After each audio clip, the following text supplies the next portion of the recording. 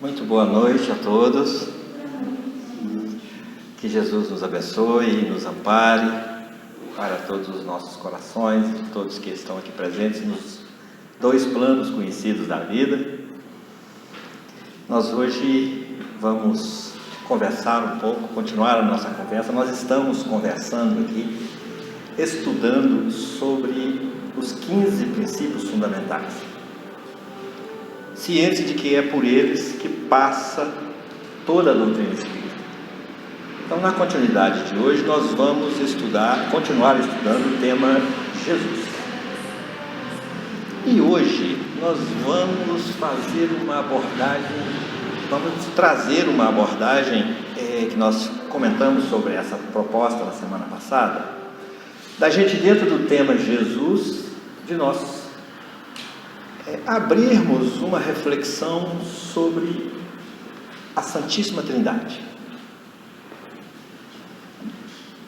com muito carinho, com muito zelo, com muito respeito, porque esse conhecimento nos serviu até os dias de hoje, nos trouxe até esse estado evolutivo onde nós nos encontramos. Nós já acreditamos piamente nela, mas nós estamos aprendendo pelo estudo da evolução que, na proporção que nós vamos evoluindo, nós não estamos falando que nós somos evoluídos, não. Só estamos falando que, comparativamente ao que nós éramos há alguns milênios atrás, hoje nós somos muito mais intelectualizados, nós temos muito mais recursos, nós temos muito mais lentes para enxergar o que nós não enxergávamos antes. Então é com base nisso que nós convidamos a todos para nos acompanhar nessa reflexão sobre a Santíssima Trindade, sobre o tema Deus. Que Jesus nos abençoe, nos ilumine o nosso entendimento, para que a gente possa trazer isso com simplicidade e com clareza, e sem nenhuma pretensão de convencer a ninguém. É só trazer algo novo que nós vínhamos acessando através do estudo dos princípios fundamentais, da compreensão dos princípios fundamentais, e voltando a repetir, com todo carinho, com todo zelo, porque a gente à medida que a gente vai desenvolvendo intelectualmente, a racionalidade embasa um novo olhar espiritual. Então, os espíritos falam para nós que o intelecto antecede o moral, mas que nem sempre vem imediatamente após a intelectualização da criatura naquele nível, porque as consequências, as mudanças a partir desse novo conhecimento não vêm imediatamente. Para alguns, imediatamente. Para outros, demora um pouco mais. E para outros, demoram reencarnações para chegar. O fato é que a gente ainda é muito apegado a valores que nós vimos cultuando através dos tempos, mas chega um momento em que a nossa razão quer mais, o nosso entendimento quer mais, a nossa alma quer mais. Necessita de mais. Não é querer de desejar, não, é de necessitar de mais. Então, a Santíssima Trindade, Pai, Filho e Espírito Santo, hoje entra numa nova visão, um novo questionamento para nós, a partir do momento em que a gente vai acessando novos conhecimentos. E não vamos falar de personalismo, não vamos falar de pessoalismos, não. Vamos nos embasar a nossa reflexão naqueles que são os espíritos superiores, aqueles que são os responsáveis pela codificação do Espiritismo, e principalmente numa identificação nova de Jesus. Jesus não como ser de 2000 anos para cá, mas numa identificação de Jesus como o Cristo de Deus. Como quem é o Cristo? A pergunta é essa, que nós vamos começar nos fazendo até agora. Porque até então, para nós, o Cristo era Deus. E ainda vimos acreditando através dos tempos, num terceiro componente como sendo Deus, que é o Espírito Santo. Então hoje nós vamos, dentro da literatura espírita, vamos identificar, já estudamos Deus e vimos através dos seus atributos, estabelecemos um perfil novo para Ele, na nossa consciência, no nosso entendimento, e agora estamos estudando Jesus, e hoje nós vamos abordar também essa questão do Espírito Santo. A gente é muito apegado a crenças e valores, e só com o tempo e com a ciência chegando e com a intelectualidade chegando é que a gente vai abrindo espaço para a mudança. Quando é dito que Jesus é nosso modelo e nosso guia, isso quer dizer que a gente precisa de estar um pouco mais flexível para segui-lo em espírito e em verdade, em entendimento. E a verdade está chegando gradativamente para nós, a conta-gotas, obviamente, por misericórdia de Deus, porque se a gente acessasse a verdade de uma hora para outra, nós não iríamos suportar. Então essa verdade está chegando. E a gente precisa estar aberto para as mudanças a partir desse entendimento novo. Vamos evocar aqui algumas memórias. Quando eu era criança pequena, 2 exemplos. Lá no meu pequeno torrão, Cuieté Velho, né? Na minha cabeça o mundo se resumia naquilo ali, no grande e pequeno Cuieté Velho. E certa vez chegou um amigo da família que, não sei por que razão, tinha ido ao Japão. E chegou no Cuieté falando para nós, eu estava petitinho assim, falando para nós que no Japão se comia peixe cru. Isso foi um escândalo, isso foi um estardalhaço, principalmente na minha cabeça. Porque eu comia peixe frito, peixe ensopado, peixe assado, mas eu não comia, não admitia que alguém pudesse comer peixe cru. 50 anos aproximadamente depois, eu consigo chegar hoje numa lanchonete que vende esse item e saboreio um delicioso sushi regado a teriyaki, coisa muito gostosa, para quem gosta, obviamente. Essa é a primeira. A segunda, saiu de lá um certo jovem e falou: eu vou trabalhar nos Estados Unidos, isso há mais de 50 anos atrás. Eu vou para lá lavar copos. E ficou lá um bom tempo e depois voltou. E voltou contando coisas que não entravam na cabeça nossa, de jeito nenhum. Coisas astronômicas para nós. E hoje, com o acelerar das comunicações e das redes sociais, de todas as mídias, a gente entra nos Estados Unidos, enxerga tudo o que ele falava, e se a gente for lá, a gente vê com os olhos que a terra não há de comer. Nós estamos falando dessa necessidade de flexibilização nas nossas crenças. Nós estamos falando dessa abertura que nós precisamos de começar a ter para o novo. Porque se Jesus é nosso modelo e nosso guia, se Ele é nosso guia, e nós já temos convicção absoluta e irretratável para onde nós queremos ir, nós não precisamos de Jesus. Nós precisamos de Jesus se nós estivermos um pouco mais abertos às mudanças. Se cada um de nós for um pouco mais capaz de renunciar-se a si mesmo, de rever os seus próprios valores. Então nós não precisamos de um guia. Nós já sabemos onde é que nós queremos chegar. Será? Não sabemos. E normalmente, é Emmanuel que nos fala, para aquele que não sabe aonde quer chegar, qualquer lugar serve. Então, é para a gente ir caindo na real, e assumindo novas posturas, não diante da sociedade ou das pessoas, mas novas posturas diante de nós mesmos, diante de um conhecimento novo que a gente acessa normalmente. Mas muitas vezes a gente fica irredutível nas nossas posturas tradicionalistas. É a sogra que Jesus veio colocar contra a nora. A sogra é o tradicionalismo, a nora é o novo que está chegando, e que a sogra que mora dentro de nós está reagindo veementemente. Então, só evocamos essas memórias para a gente puxar esse gancho, para chamar cada um de nós a essa abertura e a essa consciência de que o que para nós hoje é impossível, amanhã pode ser perfeitamente possível. perfeitamente acessível a todas as mentes, a todos os corações.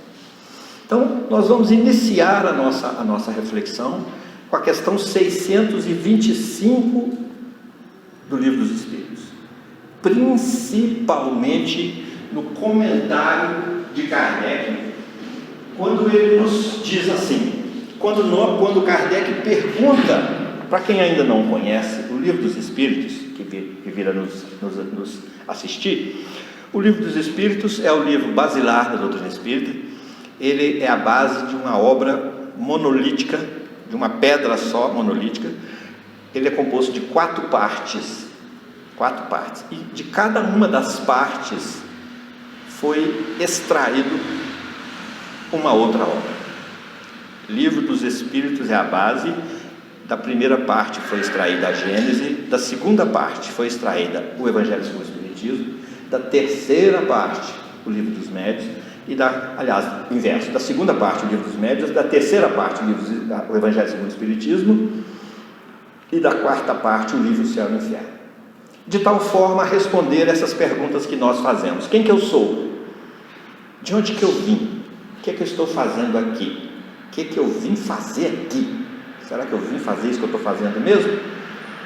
E para onde que eu vou voltar? Por quê? Porque todas as crenças, todas as religiões acreditam que nós somos imortais. Se nós somos imortais, nós vamos continuar vivendo. E aí nós vamos amarrando os princípios fundamentais para a gente ir sedimentando esse entendimento. E depois aquela perguntinha que não quer calar dentro de cada um de nós, que nos incomoda e que dá até medo da gente morrer: o que será de nós? Então, essas respostas o Espiritismo, o Livro dos Espíritos, traz para nós nessa obra monolítica, composta de 5 livros. É o Pentateuco Espírita. Pentateuco. Só uma curiosidade: nós tivemos o primeiro Pentateuco com Moisés, que são os 5 livros de Moisés, que constitui a Torá, a lei. Depois nós tivemos o segundo Pentateuco com os 4 evangelhos: Mateus, Marcos, Lucas e João, e Atos dos Apóstolos. E agora nós estamos tendo um terceiro Pentateuco, um conjunto de 5 livros para nos alterar o entendimento e a intelectualidade, para que a gente gere com flexibilidade as mudanças de entendimento que a gente vem tendo até então. Ok? Então vamos à questão 625 do Livro dos Espíritos, onde Kardec pergunta aos Espíritos, e eles perguntas que nós estamos fazendo pela vida fora. São 1019 perguntas, e que os Espíritos respondem. Vamos à questão 625.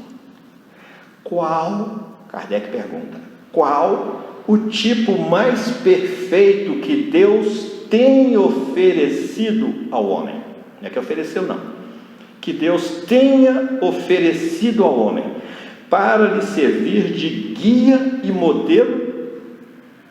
Os Espíritos respondem: Jesus. É a resposta menor do Livro dos Espíritos. Das 1019 perguntas e respostas, essa é a menor resposta. Qual o tipo mais perfeito? Vamos prestar atenção. Qual o tipo? O que é o tipo? Vamos prestar atenção. Tipo. O que é um tipo? Um molde, um exemplo, um molde. Vamos lembrar aqui da máquina de datilografia. Cada tecla daquela acionava um tipo que batia no rolo da máquina, na folha, e se imprimia lá. O tipo é aquele que vem imprimir aqui nas folhas brancas a sua marca, a marca divina. Então, aí ele começa: qual o tipo mais perfeito? Mais perfeito, aquilo que é superlativo da perfeição. Nós vimos naquele momento que nós estudamos aquele gráfico, aquele gráfico curvado, que nós vamos fazer daqui a pouquinho ali. Nós vimos que o último estágio de perfeição corresponde aos espíritos puros. Que são os espíritos puros?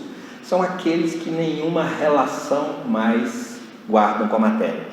São aqueles que nenhuma influência mais sofre da matéria. Então está lá no último estágio dos espíritos puros. Então ele está falando desse tipo de perfeição, aqueles que atingiram o estágio da infalibilidade, aqueles que atingiram o estágio espiritual de evolução, em que nem na reencarnação ele é falível, na encarnação ele é falível. Ou seja, ele tomou consciência de si, ele se integralizou como essência espiritual. Nós não, nós somos maculados ainda, nós somos misturados. Nós temos natureza material e temos natureza espiritual.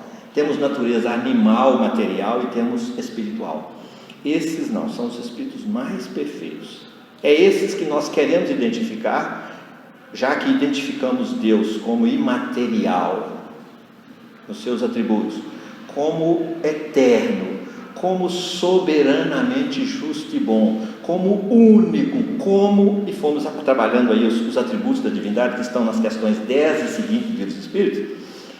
Então Deus nós já trabalhamos, agora nós vamos trabalhar Jesus, o Cristo, como situá-lo nesse contexto que nós estamos a observar. Todos nós estamos observando, estamos procurando Jesus, e estamos sentindo falta de Jesus, e estamos sentindo saudade de Jesus, mas não estamos compreendendo, estamos confundindo-o com outros seres, estamos misturando-o, já que nós não o compreendemos muito bem, nós fazemos a imagem que nós damos conta hoje.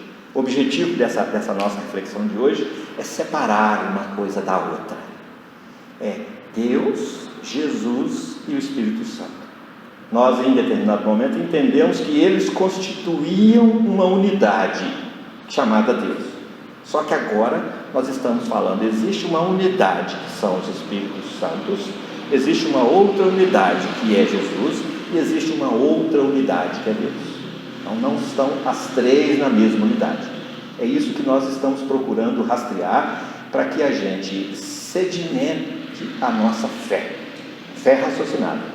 O que é fé raciocinada? É a gente partir de um elemento conhecido para sondar e acreditar no elemento desconhecido. A partir daí nós vamos racionalizando a nossa fé, e os Espíritos vêm e falam para nós assim: o que é fé inabalável? Eles respondem: fé inabalável é aquela que é capaz de encarar a ciência, a razão, frente a frente, em todos os tempos da humanidade. Então, quando nós esbarramos em algo, com a nossa fé, com a nossa crença, em algo que a ciência derruba, nós desmoronamos também. Então, por que a nossa fé desmorona tanto? É porque a nossa concepção do objeto da nossa fé também se desmorona. É lei de causa e efeito. Não existe efeito sem causa. O fato de desmoronar a nossa fé é porque o objeto dela, que é Deus, que é Jesus, que é o Espírito Santo, como unidades distintas, de repente elas embolam e a ciência vem e fala: isso é impossível, racionalmente isso não combina muito, está conflitante. Então, quando Kardec pergunta: mais perfeito que Deus tem oferecido, é a mesma coisa não é a mesma coisa de que ofereceu. Jesus é presença constante como o Cristo de Deus em nossas vidas, é um representante de Deus em nossas vidas. É Deus que tem nos oferecido esse representante dele em nossas vidas, para que, através até mesmo, gente, dos processos administrativos, nós aqui muitas vezes somos centralizadores, mas na administração moderna, delegação de competência não é nenhuma novidade para ninguém. E Deus é inteligência suprema e causa primária de todas as coisas. E na sua inteligência suprema, Ele não seria o maior administrador de todo, inclusive do universo, se Ele não fosse um grande administrador. Então, o que nós estamos copiando hoje em inovações no campo administrativo, isso é prática comum, eterna dos planos universais. Chegou para nós agora. Nós nos abrimos: deixa eu deixar de ser centralizador e deixa eu delegar um pouco. Então Jesus é um delegado de Deus entre nós. O Cristo é um delegado. Nós vamos ver isso no estudo próximo, na leitura próxima. Aí os Espíritos respondem: para servir de guia e modelo da humanidade. Da humanidade. Qual humanidade? Não fala. Mas fala que tem oferecido ao homem terráqueo, ao homem universal, porque Deus é único, e o Evangelho que nós acessamos aqui na Terra é o mesmo Evangelho que é acessado em outros mundos habitados, porque queremos crer que já a nossa razão já não admite mais que Deus, na sua soberana inteligência, iria construir esse universo desse tamanho com alguns trilhões de corpos para só ocupar a Terra, que é somente uma poeira cósmica. O bom senso nos diz que não. E os espíritos estão aí se comunicando às mancheias para que nós entendamos que espíritos de outros orbes que aportam o planeta Terra, cujas comunicações estão aí em larga escala, para nos avisar, para nos alertar que não existe vida só aqui na Terra. Ah, mas não existe outros espíritos que... Então vamos pegar aquele que é a referência principal. Jesus aparece para Madalena, perfeitinho, igual que nem que ele era, e só fala para Madalena assim: não me toque ainda, porque você vai assustar, porque você vai tocar e não vai me pegar, porque eu só estou me apresentando aqui em perispírito. Aí o perispírito é a matéria numa outra fase, como gelo, água e vapor. Então aí a gente vai estudar isso bem quando for estudar o perispírito, com as suas 16 propriedades e as suas 4 funções primordiais. Nós estamos convivendo no nosso dia a dia sem saber com o que nós estamos lidando, e que os médiuns utilizam sem saber que estão utilizando. Resposta dos espíritos: para o homem, Jesus constitui o tipo da perfeição moral a que a humanidade pode aspirar na Terra. Eu estou aqui, o que eu vim fazer aqui? Evoluir. O que eu quero? Quero atingir a perfeição. Ah, não quer não? Não. Mas vai porque a lei de progresso vai arrastar.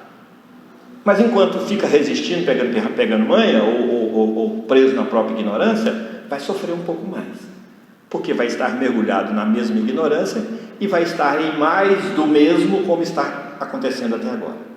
Então o convite é para que nós mudemos, para que nós abramos espaço para o novo, e ao crivo da nossa razão, do nosso estágio evolutivo, do nosso entendimento, cada um de nós vá se servindo nesse banquete de instruções que a espiritualidade está nos oferecendo, debaixo das ordens e das orientações do Cristo de Deus. Nós não estamos falando aqui de se é o pastor ou o padre ou o expositor, não. Nós estamos falando daquele consenso de cada um, que passe pelo crivo da razão, para que obedeça, não porque alguém mandou ou falou, mas para que obedeça porque a razão consentiu, e para que resigne, não porque alguém falou ou insistiu para que houvesse a resignação, mas que resigne a partir desse consentimento da razão, que haja também o consentimento do coração. Então, obediência e resignação só acontecem verdadeiramente quando o coração, a mente, a razão e o coração consentem. Caso contrário, nós vamos estar balançando a cabeça, consentindo, mas no íntimo nosso vai estar fazendo assim. É porque a razão ainda não consentiu. Então nós vamos estar aceitando, e que muitas vezes é um fator extremamente adoecedor, psíquica e psicologicamente falando, é um fator extremamente adoecedor quando nós nos agredimos a nós mesmos na autonegação. Então nós começamos a dizer positivamente, mas dentro de nós fala negativamente. E esse conflito íntimo tem nos gerado alguns desgostos e algumas dores físicas e dores na alma. E enquanto nós não acharmos o denominador comum dentro de nós, essa equação não se resolverá. E ela passa pela obediência e pela razão de fato. Quando a razão consente, quando o coração consente, aí nós vamos obedecer resignadamente, dentro de um padrão de compreensão. É por isso que Jesus fala: tomai sobre vós o meu jugo e aprendei de mim que sou manso e humilde de coração. E aí ele arremata: porque o meu jugo é suave e o meu fardo é leve. A partir do momento em que a razão e o coração consentem, começamos a sentir uma leveza na nossa carga emotiva, carga emocional. Nós começamos a dar conta de perdoar, inclusive, porque para se perdoar, há que se redimensionar a ofensa, e há que se estabelecer para si uma nova postura diante daquela ofensa, requantificar e requalificar, e reconhecer no outro a fragilidade que ele tem, e de não cobrar dele que ele seja como nós gostaríamos que ele fosse. Então, assim sucessivamente, nós vamos caminhando nesse entendimento novo, e o fardo vai ficando um pouco mais leve, e o jugo vai ficando um pouco mais suave. O que é o jugo? Aquilo que vem nos prendendo dentro de nós mesmos. Jugo é a canga do boi carreiro, jugo são as correntes, as amarras, jugo são as cargas às quais nós estamos submetidos. Então nós devemos, quanto tempo nós temos? O que nós desejarmos, ou o que nós dermos conta. Mas só que nós vamos passar por essa solução dessa equação. Nós vamos conseguir primeiro equacionar, porque hoje muitos de nós não estão conseguindo nem equacionar-se, que dirá chegar no valor do x e do y e do z, e assim sucessivamente. Então, quando ele fala para nós do modelo e do guia, esse modelo e esse guia são exatamente os subsídios que nós necessitamos para a solução das questões da nossa vida. É assim: se eu estou em dúvida para onde eu quero ir, é só consultar intimamente.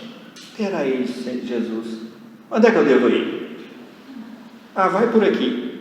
Dentro de nós, intimamente, fala: vai por aqui. Mas o homem velho fala: não, você vai por cá.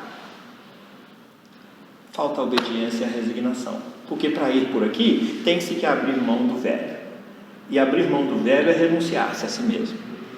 Então é dentro dessa linha que nós estamos introduzindo isso dessa forma, para a gente chegar na Santíssima Trindade, porque para se chegar nela nós precisamos de abrir mão de um monte de crenças, de valores que nós vimos cultuando e cultivando no nosso campo íntimo até os dias de hoje. Kardec então comenta: Deus nos oferece como o mais perfeito modelo, e a doutrina que ensinou, o seu Evangelho, é a expressão mais pura da lei do Senhor, porque sendo ele o mais puro de quantos tem aparecido na terra, vamos ficar atentos a essa expressão, por gentileza, o Espírito Divino o animava. O Espírito Divino o animava. Aí lá na frente ele fala assim: eu e o meu Pai somos um. Aí lá na frente vem João, evangelista, e fala: 3 são aqueles que intercedem no céu: o Pai, o Verbo e o Espírito Santo. E a gente vai ao pé da letra interpretando essas questões e vai trazendo para dentro de si objetos de crenças que até então a gente não havia percebido, mas que hoje a gente está começando a perceber, são incompatíveis. É disso que a gente quer falar. Aí,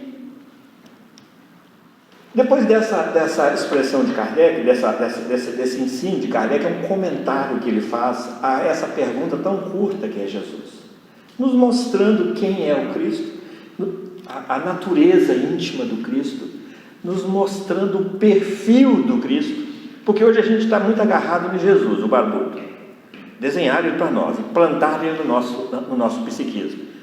Mas e o Cristo que estava lá por trás dos 10 mandamentos? E o Cristo que estava intuindo diretamente aos profetas? Então, a gente precisa de começar a perguntar quem é o Cristo, para a gente desconstruir muitas crenças que nós trazemos dentro de nós e, em lugar delas, construir novas, mas mais coloridas de fé, mais temperadas de fé. Porque a crença e a fé não são a mesma coisa.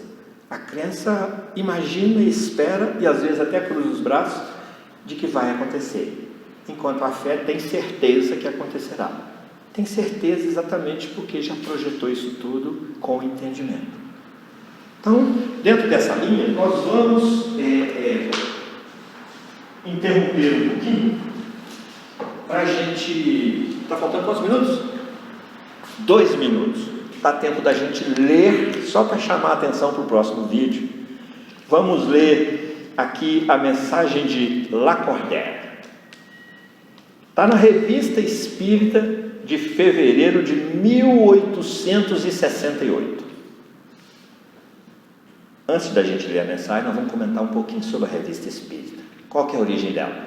Além das obras básicas, enquanto Kardec estava escrevendo as 5 obras básicas, questionamentos foram surgindo e necessidade de esclarecimentos foram surgindo também.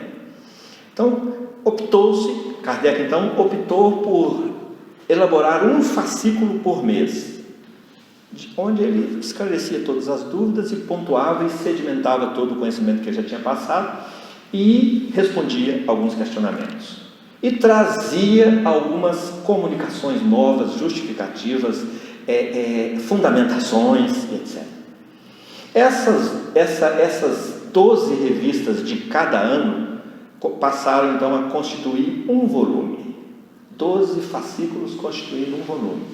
Um em 1858, são 12, e o último em 1869, quando ele desencarnou.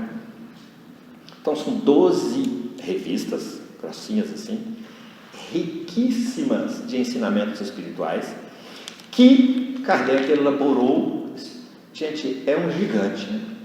Trabalhou demais para nós, por nós, para nós, e a gente às vezes ainda desdenha de tanto sacrifício, de tanto esforço. Sacrifício não, para ele não foi sacrifício, porque certamente ele estava inteiro nesse projeto, nessa proposta, porque ele estava também nas mãos da espiritualidade que o conduziam, e ele realmente flexibilizou e se dedicou inteiramente a isso.